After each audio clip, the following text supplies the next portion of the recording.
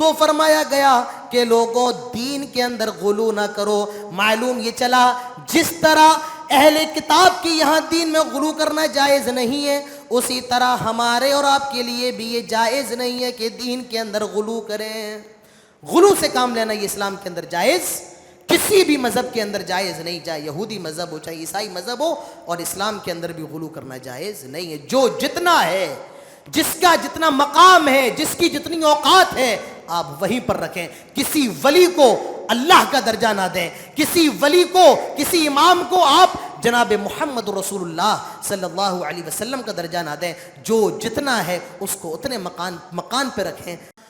جو شخص، جو بھی انسان کسی ایک آدمی کا قتل کرتا ہے، ایک آدمی کو مارتا ہے، مسلمان نہیں، ہندو نہیں، عیسائی نہیں، سکھ نہیں، بدھ نہیں، آدیواسی نہیں، کسی بھی ایک انسان کو مارتا ہے، مرد ہو، عورت ہو، بچہ ہو، بوڑھا ہو، اللہ تعالیٰ فرماتا ہے قتل الناس جمیعا، گویا کہ وہ پوری انسانیت کا قتل کرتا ہے، وہ پوری انسانیت کو مارتا ہے، وہ پوری منشیتا کا قاتل ہے۔ تو میرے پیارے بھائیوں، اسلام یہ بتا رہا ہے ایک آدمی کا قتل پوری دنیا کا قتل ہے، ایک انسان کا قتل ساری انسانیت کا قتل ہے، اور فرمایا جو ایک جان کو بچا لیتا ہے، جو ایک انسان کو بچا لیتا ہے تو وہ پوری انسانیت کو بچا لیتا ہے، پوری منشیتا کو بچا لیتا ہے۔ عیسائیوں نے اللہ کا بیٹا بنا لیا، مریم کو بیوی بنا لیا، یاکلان الطعام، یہ دونوں کھانا کھایا کرتے ہیں۔ تو معلوم یہ چلا رب وہ ہوتا ہے جو کھانا نہیں کھاتا ہے، اور جو کھانا کھائے وہ رب نہیں ہوتا ہے۔ عیسیٰ کو اللہ کا بیٹا بنا دینا، اللہ تعالیٰ سورہ مریم میں فرماتا ہے یہ اتنا بڑا گناہ ہے، یہ اتنا بڑا گناہ ہے، کہیں آسمان نہ پھٹ جائے، کہیں زمین ہل نہ جائے، کہیں پہاڑ ریزہ ریزہ نہ ہو جائے، یہ سب سے بڑا گناہ ہے۔ الحمدللہ نحمده ونستعینه ونستغفره ونعوذ بالله من شرور أنفسنا ومن سيئات أعمالنا من يهده الله فلا مضل له ومن يضلل فلا هادي له وأشهد أن لا إله إلا الله وحده لا شريك له وأشهد أن محمدًا عبده ورسوله أما بعد فإن خير الحديث كتاب الله وخير الهدي هدي محمد صلى الله عليه وسلم وشر الأمور محدثاتها وكل محدثة بدعة وكل بدعة ضلالة وكل ضلالة في النار قال الله تعالى في القرآن الحكيم أعوذ بالله من الشيطان الرجيم بسم الله الرحمن الرحيم ذلك الكتاب لا ريب فيه رب اشرح لي صدري ويسر لي أمري واحلل عقدة من لساني يفقه قولي رب زدني علما اللهم رب زدني علما آمین۔ قابل عزت حاضرین محفل، بزرگوں، نوجوان دوستوں، پیارے بچوں، پردہ نشی ماؤں اور بہنوں، سب سے پہلے ہر قسم کی تعریف و توصیف، کبریائی اور بڑائی صرف اور صرف اللہ رب العالمین کے لیے ہے، جس نے ہم سب کو تراویح کی نماز جماعت کے ساتھ ادا کرنے کی توفیق عطا فرمائی ہے۔ بعدہ درود و سلام ہوں تمام نبیوں پر، تمام رسولوں پر، اور بالخصوص ہمارے اور آپ کے پیارے نبی، آخری نبی جناب محمد الرسول اللہ صلی اللہ علیہ وسلم پر اللہم صلی وسلم وبارک علیہ۔ آج چھٹے پارے کی منتخب آیات کا خلاصہ آپ لوگوں کے سامنے پیش کیا جا رہا ہے۔ اس سے پہلے اللہ تعالیٰ سے دعا ہے وہ ہم سب کو تمام باتیں سننے کے ساتھ ساتھ اس پر عمل کرنے کی توفیق عطا فرمائے، آمین۔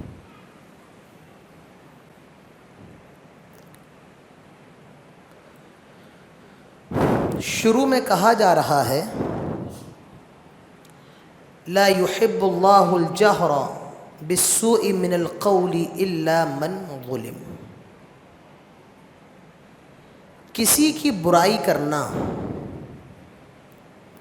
یا کسی کی غیبت کرنا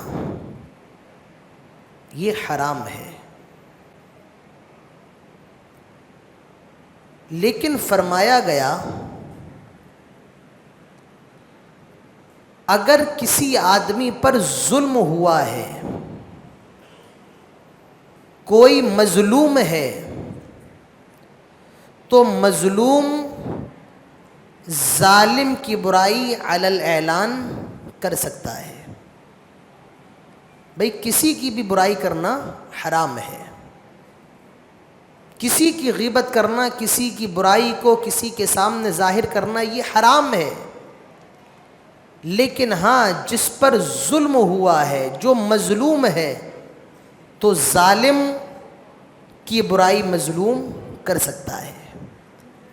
ایک صحابی اللہ کے رسول کی خدمت میں حاضر ہوئے اور عرض کیا کہ اللہ کے رسول، میرا جو پڑوسی ہے وہ مجھے بڑا ستاتا ہے، میں اس سے بڑا پریشان رہتا ہوں۔ اللہ کے نبی نے فرمایا ایسا کرو، تم اپنے گھر کا سامان لے کر روڈ پر نکل آؤ، راستے میں آ جاؤ۔ اس نے ایسا ہی کیا، اپنے گھر کا سارا سامان لے کر وہ راستے میں بیٹھ گیا۔ جب لوگ وہاں سے گزرتے تو اس کو سامان کے ساتھ دیکھتے تو کہتے کیا معاملہ ہے، کیا بات ہے؟ تو وہ کہتا ہے کہ میرا پڑوسی مجھے بہت ستاتا ہے۔ کافی لوگ گزرے، کافی لوگوں نے سوال کیا، کافی لوگوں نے اس نے یہی جواب دیا۔ شام ہوتے ہوتے اس کا پڑوسی کہتا ہے کہ بھائی آج کے بعد میں تجھے پریشان نہیں کروں گا، اب یہ سامان اپنے گھر کے اندر لے جا۔ تو فرمایا جا رہا ہے جس پر ظلم کیا ہے، جو مظلوم ہے، تو مظلوم ظالم کی برائی کر سکتا ہے۔ اسی طریقے سے وہ غیبت بھی جائز ہے جس کے کرنے سے خیر ہو۔ ایک لڑکی اور لڑکے کا رشتہ ہونے جا رہا ہے، یا لڑکی بگڑی ہوئی ہے یا یہ کہہ لو لڑکا بگڑا ہوا ہے، تو ایسی صورت میں گھر والوں کو بتایا جا سکتا ہے کہ آپ جہاں رشتہ کر رہے ہیں لڑکی بے حیا ہے، لڑکی بدکار ہے، یا اگر لڑکے کے اندر خرابی ہے تو بتایا جا سکتا ہے کہ لڑکا بدکار ہے یا لڑکے کے اندر یہ خرابی ہے۔ تو جو ظالم ہے وہ مظلوم کی برائی کر سکتا ہے۔ اخیر میں اللہ نے ایک بڑی اچھی بات کہی، بڑی اہم بات، اندازہ لگائیے، وَكَانَ اللَّهُ سَمِيعًا عَلِيمًا، اللہ تعالیٰ سننے والا ہے اور اللہ تعالیٰ جاننے والا ہے۔ جانتے ہو اس کا مطلب کیا ہے؟ ٹھیک ہے دنیا کے اندر ظلم ہو رہا ہے، آج بھائی بہنوں کی جائیداد کھا رہا ہے، آج لوگ ایک دوسرے کی زمین ہڑپ رہے ہیں، آج ایک دوسرے کے اوپر غلط مقدمے کر کے جیت رہے ہیں، مگر یاد رکھو وَكَانَ اللَّهُ سَمِيعًا عَلِيمًا، اللہ تعالیٰ ہر چیز کو دیکھ رہا ہے اور اللہ تعالیٰ ہر چیز کو جاننے والا ہے۔ یہاں بھلے آپ کو انصاف نہ ملے، لیکن اللہ کی بارگاہ میں آپ کو ہر حال میں انصاف ضرور ملے گا۔ اس کے بعد کہا جا رہا ہے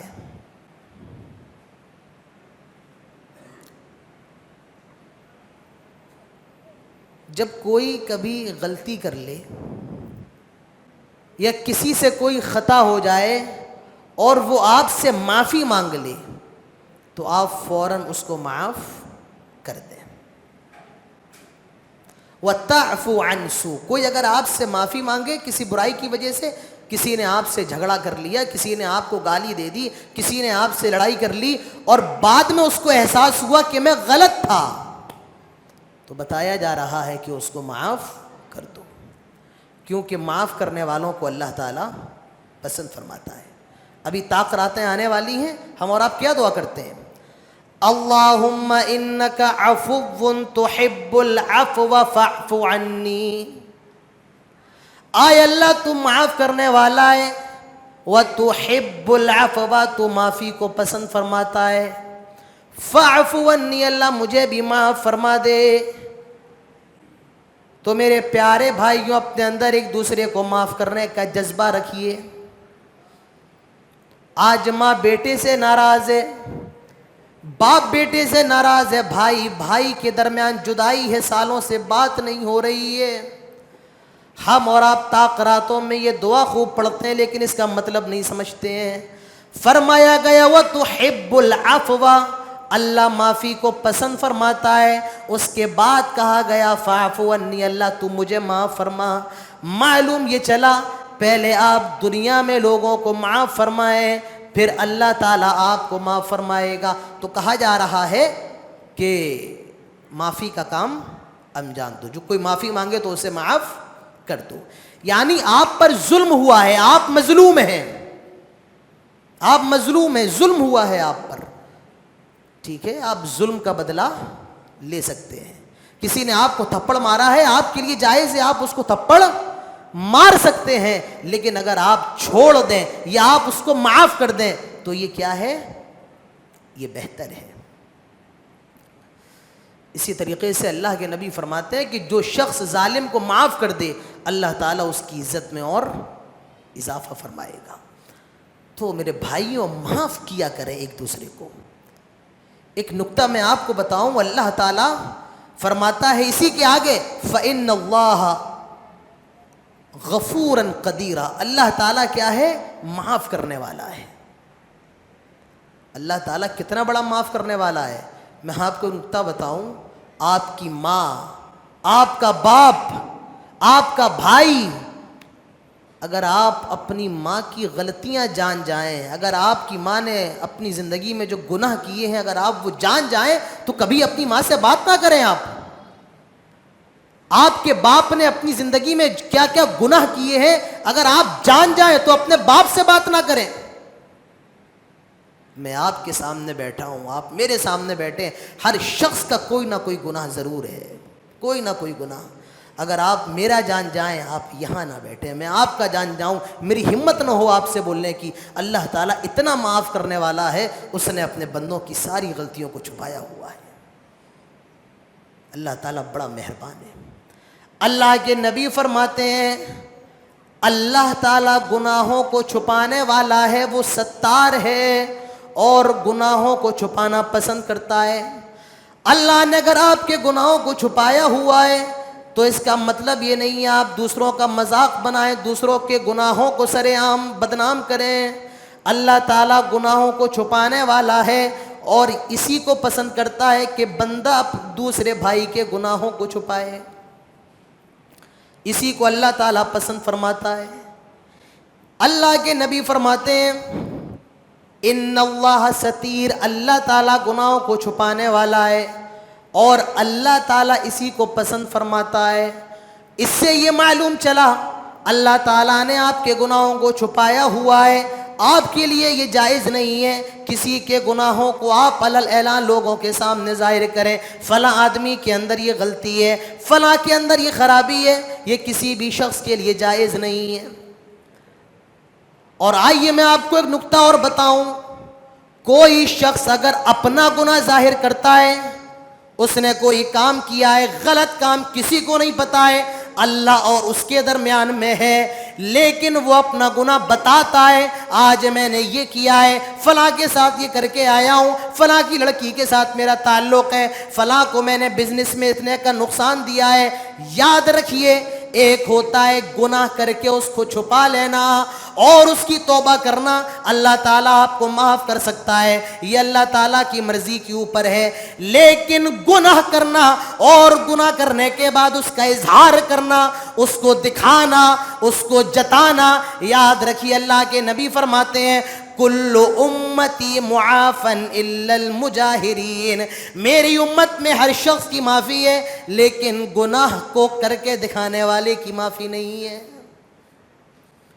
ایک تو آپ نے گناہ کر لیا, ٹھیک ہے, آپ سے گناہ سرزد ہو گیا, اللہ کی بارگاہ میں توبہ کرو کیونکہ اللہ نے تیرے گناہ کو چھپا کر کے رکھا ہے. اللہ کے نبی فرماتے ہیں جو گناہ کر کے ظاہر کرے, جو گناہ کر کے بتائے آج میں یہ کر کے آیا ہوں, آج میں نے یہ کیا ہے, کل میں وہ کرنے والا ہوں, میں اپنی زندگی میں یہ کرتا تھا, تو یاد رکھیے اللہ کے نبی فرماتے ہیں ایسے آدمی کی معافی نہیں ہو سکتی ہے. تم ہوتے کون ہو اپنے گناہ کو بتانے والے؟ جس راز پر رب نے پردہ ڈالا ہے تم ہوتے کون اس راز سے پردہ اٹھانے والے؟ تو اللہ تعالیٰ کیا ہے؟ معاف کرنے والا ہے اور معافی کو پسند فرماتا ہے. فرمایا گیا جس پر ظلم ہوا ہے اگر وہ معاف کر دے تو اس کی عزت میں اللہ تعالیٰ اور اضافہ فرمائے گا. اس کے بعد بتایا جا رہا ہے کہ یہودیوں کے اوپر اللہ تعالیٰ نے کچھ چیزیں حرام کر دی تھیں, اور وہ چیزیں کیا تھیں اس کا ذکر انشاءاللہ سورہ انعام میں آئے گا. جیسے کہ اونٹ کا گوشت, بکری کا گوشت, گائے کا گوشت, یہ اللہ نے یہودیوں کے اوپر حرام کر دیا تھا. اور کیوں حرام کیا تھا؟ اللہ فرماتا ہے ان کے گناہوں کی وجہ سے. کس وجہ سے؟ گناہوں کی وجہ سے. تو ایک مفسر کہتا ہے جب کوئی آدمی گناہ کرتا ہے, جب کوئی آدمی غلط کام کرتا ہے تو غلط کام کے کرنے کی وجہ سے اس کی روزی کے اندر تنگی آ جاتی ہے, اللہ اس کی روزی کو روک لیتا ہے. اب جن کے کاروبار نہیں چل رہے ہیں, جن کے بزنس نہیں چل رہے ہیں, جن کے کاروبار میں مندی چل رہی ہے, وہ یہاں رک کر کے اس پہ غور کریں. اللہ نے بنی اسرائیل کے اوپر حلال چیزیں حرام کر دی. کیوں؟ اس وجہ سے کہ وہ گناہ کا شکار ہو گئے تھے, وہ گناہ کرتے تھے. تو مفسر کہتا ہے اگر کوئی گناہ نہیں چھوڑتا ہے اور گناہ کرتا رہتا ہے تو اللہ تعالیٰ اس کے رزق کے اندر تنگی ڈال دیتا ہے. آج نوجوان بیچارے بڑے پریشان ہیں, جاب نہیں مل رہی ہے, نوکری نہیں مل رہی ہے, کام دھندے نہیں چل رہے ہیں, سب پریشان ہیں, کام دھندے بڑے مندے پڑے ہوئے ہیں. غور کرو ہم اللہ کو راضی کرنے کا کتنا کام کر رہے ہیں اور اللہ کو ناراض کرنے کا ہم اور آپ ہر روز کتنا کام کر رہے ہیں. تو یہودیوں کے اوپر کیوں حرام تھا؟ فرمایا گیا ان کے گناہوں کی وجہ سے. اس کے بعد بڑی پیاری بات کہی جا رہی ہے, دنیا کے اندر کتنے رسول آئے بتائیں؟ کہا جاتا ہے کہ 1,24,000, لیکن یہ روایت جو ہے وہ کیا ہے؟ ضعیف ہے. لیکن اللہ نے بہت سے نبیوں کو دنیا کے اندر بھیجا اور 25 نبیوں کا نام قرآن کے اندر موجود ہے. اب یہ 25 نبی کون ہیں؟ گنتے رہیے. حضرت آدم, حضرت ادریس, حضرت نوح, ہود, صالح, ابراہیم, لوط, اسماعیل, اسحاق, یعقوب, یوسف, ایوب, شعیب, موسیٰ, ہارون, یونس, داؤد, سلیمان, الیاس, الیسع, اور اسی طریقے سے یحییٰ, عیسیٰ, ذوالکفل اور ذوالقرنین کے بارے میں بھی کہا جاتا ہے کہ یہ نبی تھے. اور ہمارے آخری نبی جناب محمد رسول اللہ صلی اللہ علیہ وسلم. تو یہ تو قرآن میں ہیں. کتنے ہیں؟ 25. حدیثوں میں کچھ نبی ملتے ہیں جیسے کہ حضرت خضر علیہ السلام یا حضرت یوشع بن نون علیہ السلام. تو یہ کچھ نام حدیث کے اندر ہیں اور 25 نام قرآن کے اندر ہیں. اللہ فرماتا ہے وَرُسُلًا قَدْ قَصَصْنَاهُمْ عَلَيْكَ, یہ 25 رسول ہیں, ہم نے ان کے قصے آپ کے اوپر بیان کر دیے. لیکن بہت سے رسول ایسے ہیں کہ نہ ہم نے ان کا قصہ بیان کیا اور نہ ہم نے ان کا نام بتایا. تو اس سے ایک نقطہ یہ معلوم چلا اس سے ایک سب سے بڑا نقطہ یہ معلوم چلا کہ کسی کا زیادہ نام ہو جانا، کسی کی شہرت ہو جانا کہ بھائی وہ صاحب بہت بڑے ہیں، ان کی بڑی فین فالوونگ ہے، تو ضروری نہیں ہے کہ وہ اللہ کے نگاہ میں اچھے ہوں. کسی کی شہرت ہو جانا یہ فضیلت اور عزت کا معیار نہیں ہے. عزت کا معیار کیا ہے؟ کام ہے. اگر کام آپ اچھا کر رہے ہیں اللہ تعالیٰ اسے قبول فرما لے تو آپ کو عزت مل جائے گی، اور اللہ قبول نہ فرمائے تو آپ کو ذلت مل جائے گی. تو کسی کا شہرت مشہور ہونا یہ عزت کا معیار نہیں ہے.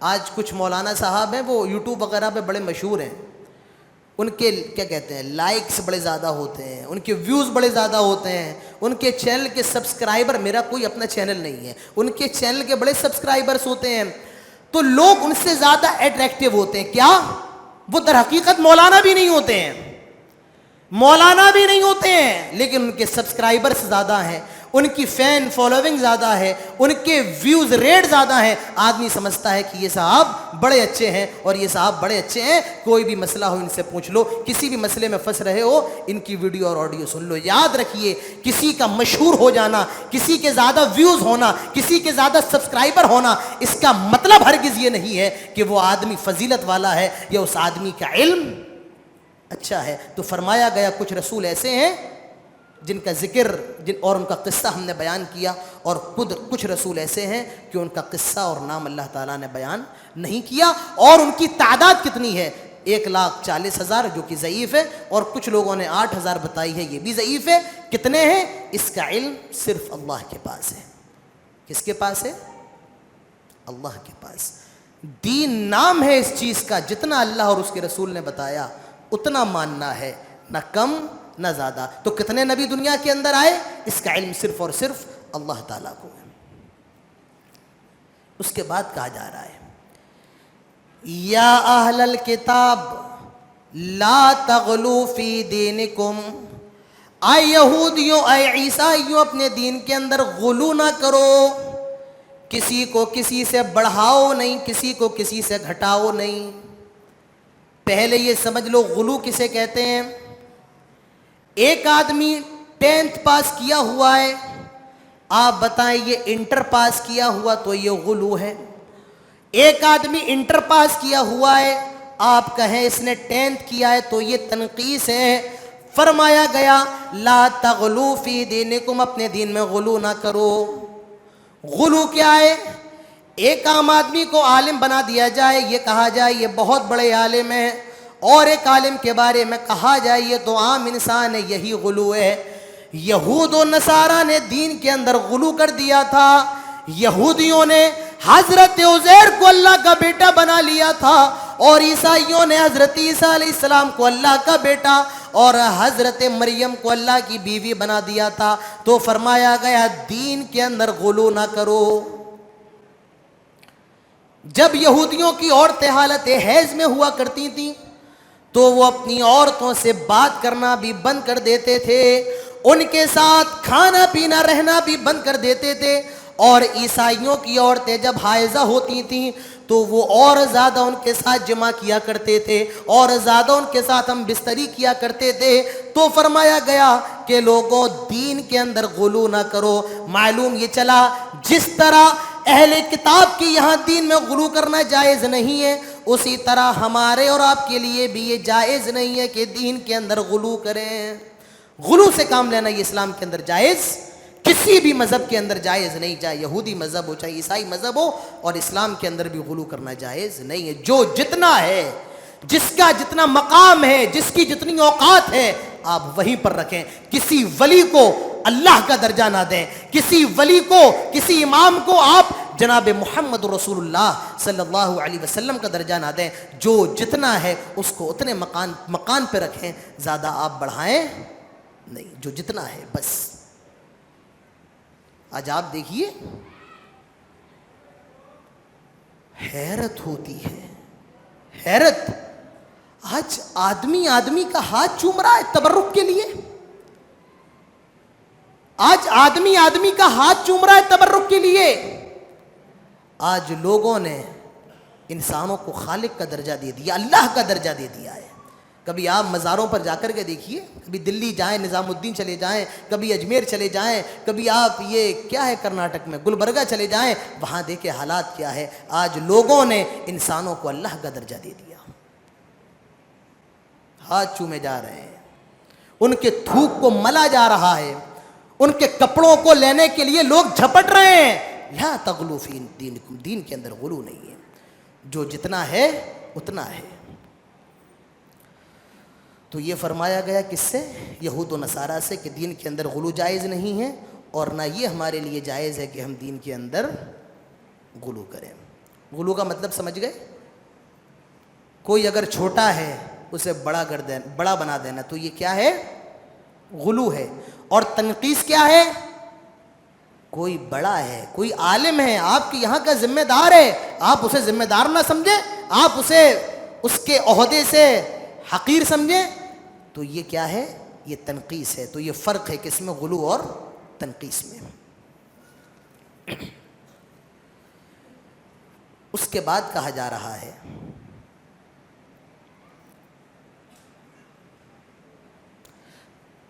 تعاونوا علی البر والتقوی ولا تعاونوا علی الاثم والعدوان۔ ہم سب ایک دوسرے کی مدد تو کرتے ہی ہیں، مدد کا جذبہ بھی ہمارے اندر ہے۔ کہا گیا مدد کرو، لیکن کیسے کرو؟ علی البر والتقوی، بر کے اندر اور تقوی کے اندر مدد کرو۔ پہلے یہ سمجھ لو کہ بر اور تقوی کے درمیان کیا فرق ہے۔ بر کہتے ہیں اس نیکی کو جس کا تعلق اللہ سے ہو۔ سمجھ رہے ہو؟ بات سمجھتے رہنا۔ بر اور تقوی میں فرق کیا ہے؟ البر یعنی وہ کام کہ جس کا تعلق اللہ سے ہو، اور تقوی جس کا تعلق حقوق العباد سے ہو، بندوں سے ہو۔ جیسے میں نے کہا کہ آپ پانی لے کر کے آئے، مجھے وضو کرنا ہے، تو یہ کیا ہے؟ بولو یہ کیا ہے؟ کیا ہے؟ یہ بر ہے۔ کیا ہے؟ بر ہے۔ اور تقوی کیا ہے؟ میں نے آپ میرے پاس آئے اور کہا کہ مجھے 5,000 روپے کی ضرورت ہے، میں نے کہا ٹھیک ہے، میں آپ کو 1 گھنٹے کے بعد یا شام تک دے دوں گا۔ تو یہ تقوی ہے، جب آپ نے کہہ دیا، آپ نے اس سے کہہ دیا اور اس کو آپ کی ضرورت ہے، تو آپ کو وہ کام کرنا ہے۔ یہ کیا ہے؟ یہ تقوی ہے۔ آپ کے ماں باپ بوڑھے ہو گئے ہیں، ان کی خدمت آپ کو کرنا ہے، یہ کیا ہے؟ یہ تقوی ہے۔ آپ کے بیوی بچے، آپ صاحب باہر بڑے عمدہ پکوان کھا رہے ہیں اور آپ کے بیوی بچے گھر کے اندر دال روٹی کھا رہے ہیں، یہ تقوی نہیں ہے۔ تقوی یہ ہے جو آپ خود کھائیں وہ اپنی بیوی کو کھلائیں۔ تو فرمایا تعاونوا علی البر والتقوی، بر کے اور تقوی کے کام میں مدد کرو۔ ولا تعاونوا علی الاثم والعدوان، غلط کاموں میں، برائی کے کاموں میں ایک دوسرے کی مدد نہ کرو۔ غلط کاموں میں، اسم کا مطلب وہ جن کا تعلق اللہ سے ہو، عدوان جن کا تعلق بندوں سے ہو، تو ان کاموں کے اندر مدد نہ کرو، بھلائی کے کاموں کے اندر ایک دوسرے کی مدد کرو۔ تو تعاونوا علی البر والتقوی، بہت اہم چیز، بہت اہم چیز۔ آپ کے لیے کیا حرام ہے اور کیا حلال ہے یہ بتایا جا رہا ہے۔ فرمایا گیا، شروعات ہو رہی ہے، حرمت علیکم المیتۃ والدم ولحم الخنزیر، اللہ تعالیٰ نے مردار کو حرام کیا ہے۔ تو مرا ہوا جانور کیا ہے؟ وہ حرام ہے، ٹھیک ہے؟ مرا ہوا جانور حرام ہے یا نہیں ہے؟ حرام ہے، لیکن 2 جانور ایسے ہیں کہ 2 چیزیں ایسی ہیں، 2 مردار ایسے ہیں کہ اگر وہ مرے ہوئے بھی ہیں تو ان کا کھانا حلال ہے۔ بتاؤ وہ کون ہے؟ ہاں اچھی آواز آئی، کیا؟ مچھلی، اور دوسرا کیا؟ ٹڈی۔ کیا کہتے ہیں ٹڈی کو آپ لوگ؟ ٹڈی کہتے ہیں۔ تو ٹڈی یا مچھلی اگر مری ہوئی ہے، آپ راستے سے جا رہے ہیں اور آپ کو سائڈ میں مری ہوئی مل گئی ٹڈی یا مچھلی، تو آپ اس کو کھا سکتے ہیں، آپ اس کو پکا سکتے ہیں۔ تو کلی طور پر مردار حرام ہے، لیکن 2 مردار جائز ہیں جس کی تشریح جس کے بارے میں حدیث کے اندر ملتا ہے. تو فرمایا گیا حرمت علیکم المیتۃ والدم ولحم الخنزیر, اللہ نے تمہارے اوپر مرے ہوئے جانور کو حرام کیا. اور کس کو حرام کیا؟ والدم, خون کو اللہ نے حرام کیا. پہلے یہود و نصارہ خون بھی پیتے تھے, مشرکین مکہ کیا کرتے تھے؟ خون بھی پیتے تھے. تو فرمایا کہ اللہ نے خون کو بھی حرام کیا. وَلَحْمَ الْخِنْزِيرِ, خنزیر کا مطلب سور. کوئی بھائی 40 دن تک نمازیں قبول نہیں ہوتی ہیں, ایسی کوئی حدیث نہیں ہے.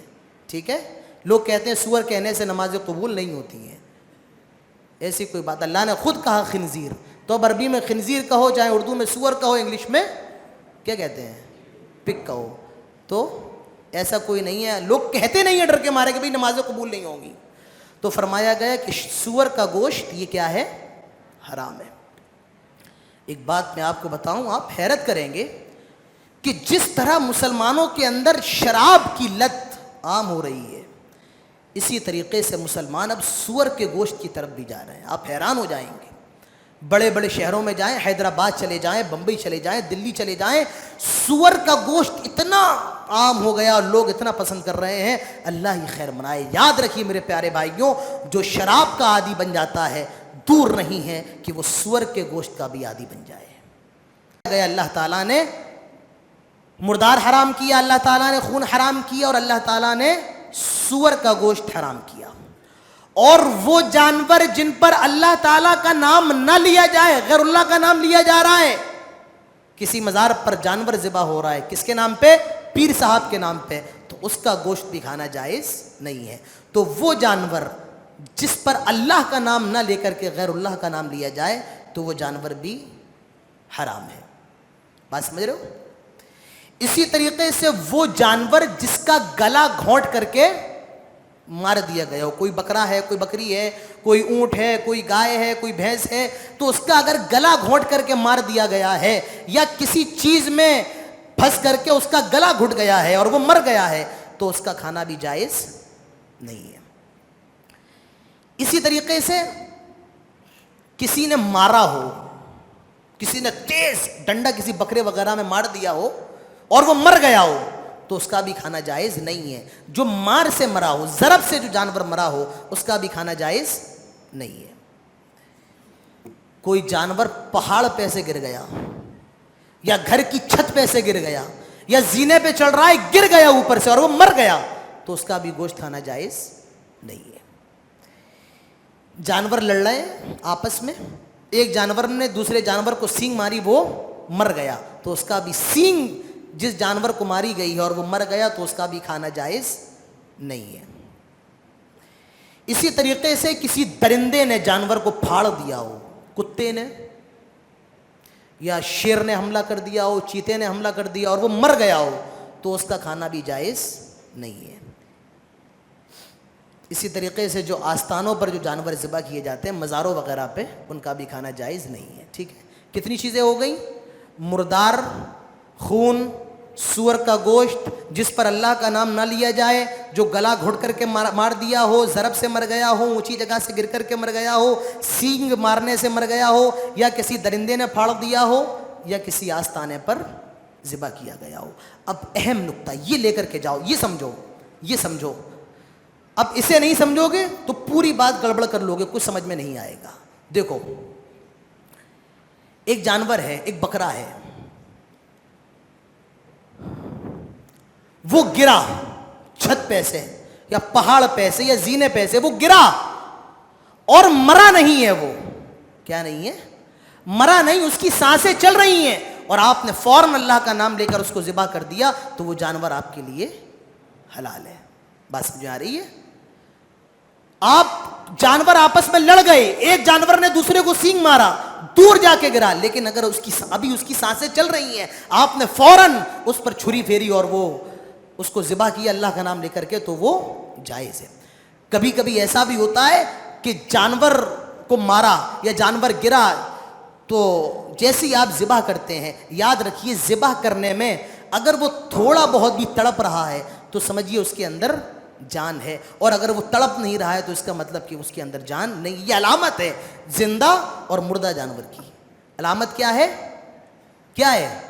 ذبح کرتے میں اگر وہ تڑپ کے تھوڑا بھی تڑپے تو اس کے اندر جان ہے، اور اگر ذبح کرتے میں وہ تڑپ نہیں رہا ہے تو اس کا مطلب کہ وہ مر گیا ہے۔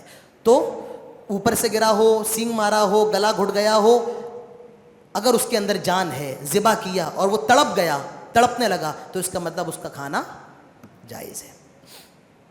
بات واضح؟ بات واضح ہو گئی؟ ٹھیک ہے۔ آپ لوگ شکار کرتے ہیں؟ کریے گا بھی نہیں، مسئلہ پڑ جائے گا۔ تو شکار کیسے ہوتا ہے؟ آدمی بندوق سے کرتا ہے، کوئی تیر مار کے کرتا ہے، یا اسی طریقے سے جانور کو چھوڑ کر کے بھی شکار کیا جاتا ہے۔ جیسے کتا ہے، ایک کتا تو وہ ہے جو ہمارے اور آپ کے یہاں گلیوں میں پھر رہا ہے، یہ کتا ہے۔ ایک کتا جو ٹرینڈڈ ہوتا ہے اسے کیا کہتے ہیں؟ کلب معلم۔ کیا کہتے ہیں؟ بولو، کلب معلم۔ تو یہ کتا ٹرینڈڈ ہوتا ہے، سدھایا ہوا ہوتا ہے، اسے سکھایا جاتا ہے۔ یا کوئی چیتا، چیتے کو لوگ سدھا لیتے ہیں، وہ ٹرینڈڈ کر دیتے ہیں۔ تو اس کا شکار کیا ہوا اگر کلب معلم، کوئی ٹرینڈڈ ڈاگ یا کوئی ٹرینڈڈ چیتا اگر شکار کرے آپ کے لیے تو اس کا شکار بھی کھانا جائز ہے، لیکن اس کے لیے 3 شرطیں ہیں۔ وہ شرطیں دیکھ لو۔ پہلی شرط، آپ جو چھوڑیں جانور کو تو بسم اللہ پڑھ کے چھوڑیں۔ آپ کتے کو شکار کے لیے چھوڑ رہے ہیں تو بسم اللہ پڑھ کے چھوڑیں۔ دوسری شرط یہ ہے کہ وہ اپنے لیے شکار نہ کرے، آپ کے لیے شکار کرے۔ وہ شکار کس کے لیے کرے؟ آپ کے لیے۔ بسم اللہ پڑھ کے چھوڑا جائے، اپنے لیے شکار نہ کرے، آپ کے لیے کرے۔ اور تیسرا، شکار کرنے کے بعد اس میں سے کچھ کھائے نہیں، اس میں سے کچھ کھائے نہیں۔ فقہا لکھتے ہیں اگر آپ نے بسم اللہ پڑھ کے چھوڑا ہے اور آپ کے لیے جانور نے شکار کیا ہے اور شکار کرتے کرتے جانور مر بھی گیا ہے، تب بھی اس کا گوشت کھانا آپ کے لیے جائز ہو جائے گا۔ بعض فقہا نے یہ کہا ہے۔ تو جانور سے اگر آپ شکار کروائیں تو اس کے لیے کتنی شرطیں ضروری ہیں؟ 3۔ پہلی، بسم اللہ پڑھ کے چھوڑا جائے۔ دوسرا، جانور آپ کے لیے شکار کرے۔ اور تیسرا، شکار کرنے کے بعد اس میں سے کچھ کھائے نہیں۔ ٹھیک ہے؟ اسی طریقے سے 2 قسم کے جانور کھانا حرام ہے، 2 قسم کے۔ ایک ہے ذو ناب، وہ جانور جن کے دانت نوکیلے ہوتے ہیں اور اپنے دانت سے شکار کرتے ہیں، یہ قاعدہ کلیہ ہے۔ تو ذو ناب، جو جانور جن کے دانت نوکیلے ہوتے ہیں اور اپنے دانتوں سے شکار کرتے ہیں، تو وہ جانوروں کا کھانا حرام ہے۔ جیسے کتا، اس کا دانت کیسا ہوتا ہے؟ نوکیلا ہوتا ہے۔ بلی، چوہے کا دانت بھی نوکیلا ہوتا ہے۔ اسی طریقے سے شیر اور جتنے بھی آتے ہیں سارے کے سارے۔ اور ذو مخلب، جو پرندے اپنے پنجے سے شکار کرتے ہیں، ان کا کھانا بھی حرام ہے۔ ایک اہم مسئلہ، کتابیہ عورت سے نکاح کرنا، کتابیہ عورت سے شادی کرنا۔ کتابیہ عورت کون ہے؟ یہودی یا عیسائی۔ تو کتابیہ عورت سے شادی کرنا جائز ہے۔ جی ہاں۔ آپ کہیں گے کیوں جائز ہے؟ کیونکہ اللہ تعالیٰ نے جائز قرار دیا ہے۔ تو یہودیہ اور عیسائیہ سے شادی جائز ہے، لیکن اس کے لیے 3 شرطیں ہیں۔ پہلی شرط کیا ہے؟ محسنات، وہ پاک دامن ہو۔ کیا ہو؟ پاک دامن ہو، بدکار نہ ہو۔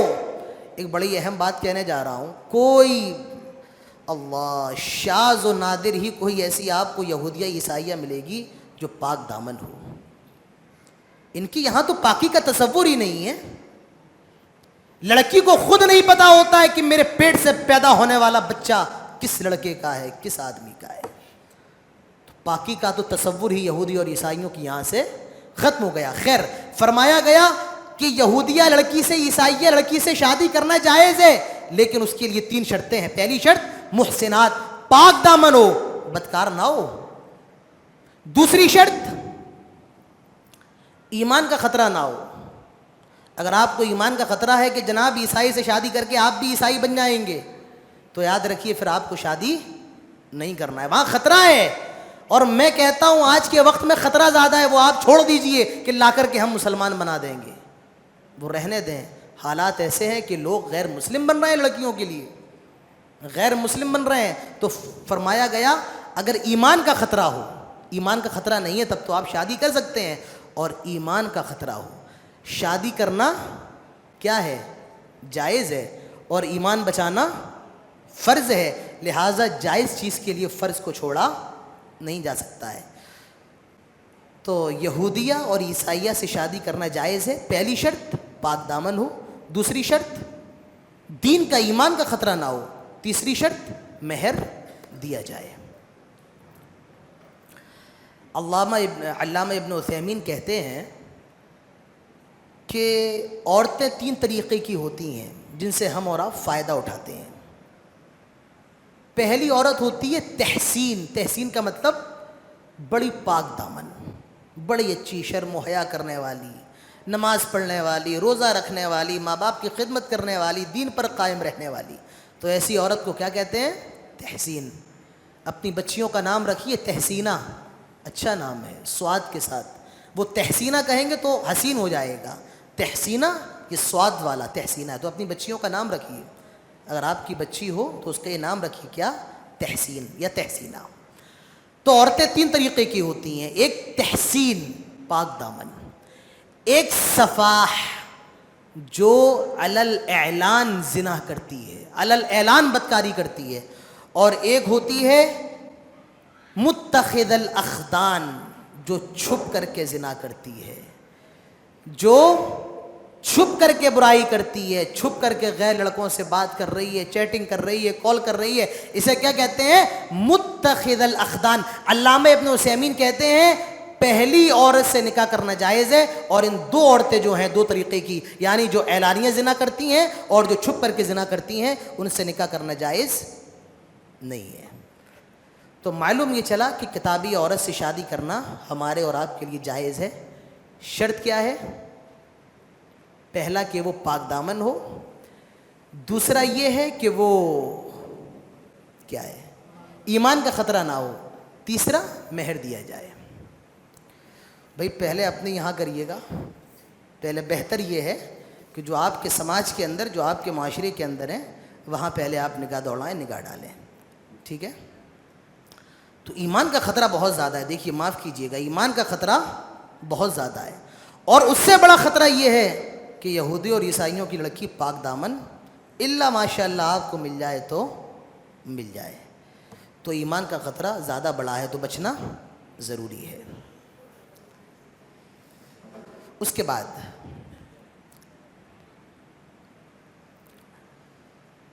فرعون سے حضرت موسیٰ علیہ السلام نے اپنی قوم کو بچا لیا، آئے پانی کے اندر سے راستہ بن گیا اور یہ پار ہو گئے، اور فرعون اور اس کا لشکر ڈوب گیا۔ حضرت موسیٰ علیہ السلام ان لوگوں کو القدس لے جا رہے تھے، بیت المقدس، کیونکہ یہ بنی اسرائیل کا اصل مقام تھا۔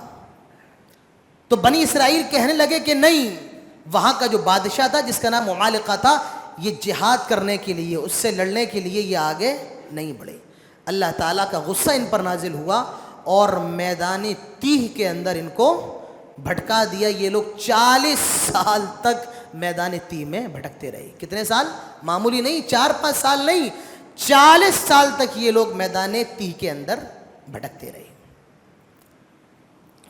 اس کے بعد بڑا مشہور قصہ بیان کیا جا رہا ہے، ہم سب جانتے ہیں، حضرت آدم کا قصہ۔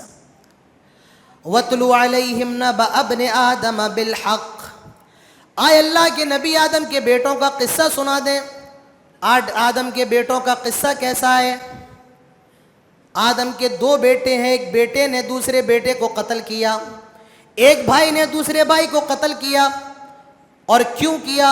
ایک کی قربانی کو اللہ تعالیٰ نے قبول فرما لیا تھا، اور ایک کی قربانی کو اللہ نے قبول نہیں فرمایا تھا۔ حضرت آدم کے 2 بیٹے تھے، ایک کا نام قابیل تھا اور ایک کا نام حابیل تھا، لیکن یہ قرآن کے اندر نہیں ہے، آپ کو حدیث کے اندر ملے گا۔ ایک کا نام قابیل ہے، ایک کا نام حابیل ہے۔ حضرت آدم کی شریعت کے اندر ان کے وقت میں یہ تھا، ایک وقت میں ایک سمے میں اگر ایک لڑکا اور ایک لڑکی پیدا ہوتے، جب دوسری مرتبہ دوسرے لڑکے یا دوسری لڑکی پیدا ہوتی تو کراس کے ساتھ دونوں کا نکاح کر دیا جاتا۔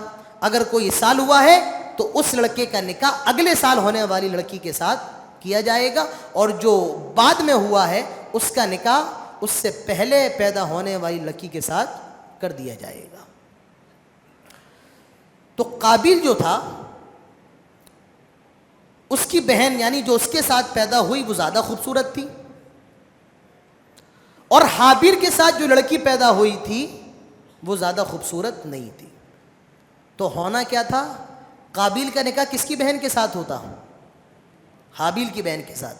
اور حابیل کا نکاح کس کے ساتھ ہوتا؟ بولو، قابیل کی بہن کے ساتھ۔ لیکن قابیل یہ چاہتا تھا کہ وہ اپنی بہن کے ساتھ نکاح کرے، اپنی بہن کے ساتھ شادی کرے۔ حضرت آدم نے کہا ایسا کرو، تم دونوں اپنی اپنی قربانی اللہ تعالیٰ کے راستے میں پیش کرو، جس کی قربانی اللہ تعالیٰ قبول فرما لے، سمجھ لو کہ اس لڑکی کا نکاح اسی کے ساتھ ہونا ہے۔ تو دونوں نے اپنی اپنی قربانی پیش کی۔ قابیل نے کیا پیش کیا؟ گیہوں، کچھ گیہوں یا گیہوں کی بالی، اور حابیل نے ایک دمبے کو اللہ کے راستے میں پیش کیا۔ تو ایک آگ اوپر سے آئی اور اس نے حابیل کے دمبے کو جلا دیا یا حابیل کے دمبے کو لے گئی۔ مطلب یہ ہوا کہ اللہ نے حابیل کی قربانی کو قبول فرما لیا اور قابیل کی قربانی کو قبول نہیں فرمایا۔ حابیل کی قربانی قبول، قابیل کی قربانی قبول نہیں ہوئی۔ پھر کیا ہوا؟ دنیا کا سب سے پہلا مرڈر ہوا، دنیا کی سب سے پہلی ہتیا ہوئی۔ اور کس نے کی؟ سگے بھائی نے۔ ایک بھائی نے اپنے بھائی کی ہتیا کی، ایک بھائی نے اپنے بھائی کا قتل کیا۔ قتل کس نے کیا؟ قابیل نے حابیل کا قتل کیا۔ قابیل نے حابیل کا قتل کیا، حابیل کو مار دیا۔ اب بڑا پریشان ہے، اس کی لاش کے ساتھ کیا کروں، اس کی ڈیڈ باڈی کے ساتھ کیا کروں؟ اللہ تعالیٰ نے کوے کو بھیجا، غراب، ایک کوے کو بھیجا اور وہ زمین کھودنے لگا۔ جب قابیل نے یہ دیکھا تو سمجھ گیا کہ مجھے بھی یہی کرنا ہے۔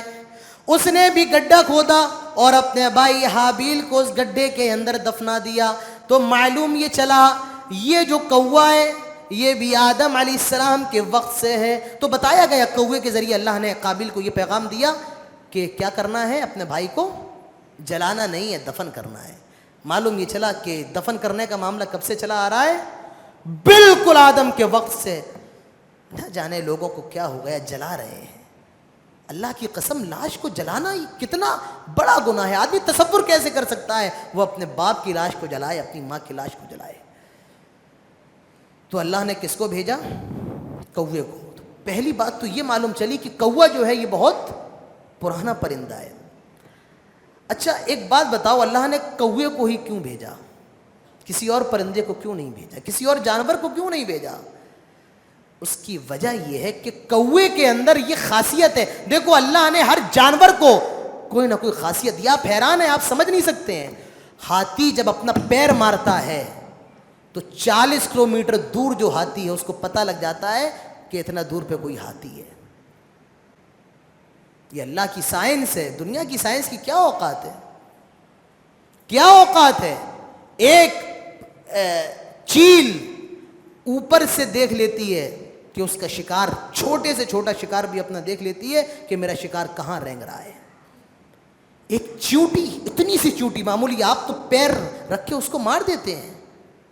چیونٹی کو اللہ نے یہ خاصیت دی ہے، چیونٹیاں آپس میں ایسے ملتی ہیں اور وہ ایک دوسرے سے کیا کہنا چاہتی ہیں، ان کا ڈاٹا، اس کا ڈاٹا اس کے پاس چلا جاتا ہے، اس کا ڈاٹا اس کے پاس چلا جاتا ہے۔ تو اللہ نے یہ خاصیت رکھی ہے۔ تو کوے کے اندر خاصیت کیا ہے؟ کوا چونکہ کالا ہے، گندگی کھاتا ہے، لیکن خاصیت کیا ہے؟ کوا زمین کھود کر کے چیزوں کو چھپا دیتا ہے. کوے کی خاصیت ہے, اسی لیے اللہ نے کس کو بھیجا؟ کوے کو بھیجا. تو یہ حضرت آدم علیہ السلام کا قصہ ہے. اس کے بعد کہا جا رہا ہے, بہت پیاری بات, یہ بات صرف آپ اپنے تک نہ رکھے, لوگوں کو بتائیں, پوری دنیا کو بتائیں. کیا؟ من قتل نفسا بغیر نفس او فساد فی الارض فکأنما قتل الناس جمیعا. جو شخص, جو بھی انسان کسی ایک آدمی کا قتل کرتا ہے, ایک آدمی کو مارتا ہے, مسلمان نہیں, ہندو نہیں, عیسائی نہیں, سکھ نہیں, بدھ نہیں, آدیواسی نہیں, کسی بھی ایک انسان کو مارتا ہے, مرد ہو, عورت ہو, بچہ ہو, بوڑھا ہو, اللہ تعالیٰ فرماتا ہے قتل الناس جمیعا, گویا کہ وہ پوری انسانیت کا قتل کرتا ہے, وہ پوری انسانیت کو مارتا ہے, وہ پوری منشیتا کا قاتل ہے. تو میرے پیارے بھائیوں, اسلام یہ بتا رہا ہے ایک آدمی کا قتل پوری دنیا کا قتل ہے, ایک انسان کا قتل ساری انسانیت کا قتل ہے. اور فرمایا جو ایک جان کو بچا لیتا ہے, جو ایک انسان کو بچا لیتا ہے, تو وہ پوری انسانیت کو بچا لیتا ہے, پوری منشیتا کو بچا لیتا ہے. تو یہ آپ بتائیے کہ اسلام کے اندر آتنکواد نہیں ہے, اسلام کے اندر امن ہے, امن ہے. اس کے بعد کہا گیا یا ایھا الذین آمنوا اتقوا اللہ وابتغوا الیہ الوسیلہ, اے لوگو اللہ سے ڈرو اور اللہ کا وسیلہ تلاش کرو. اچھا, وسیلہ کہتے کس کو ہیں؟